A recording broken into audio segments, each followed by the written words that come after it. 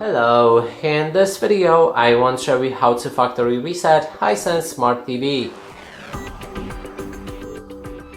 To do this, first you will need to click on Menu button on your remote, scroll all the way down to the settings. Inside, scroll down again to support, and here we'll be able to find Reset to Factory Default.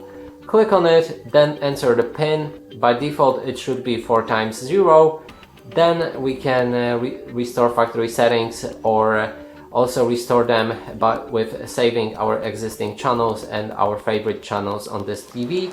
In this case I don't want to save them, so I'm gonna uncheck that box and click on restore.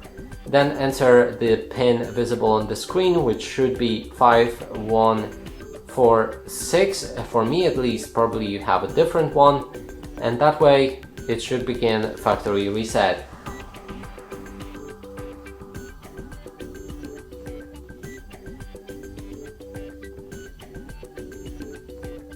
To use accessibility shortcuts, press and hold the mute button.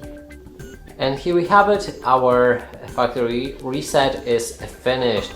And that's it for this video. Hope you like it. Please consider subscribing to our channel, leave a like and a comment below.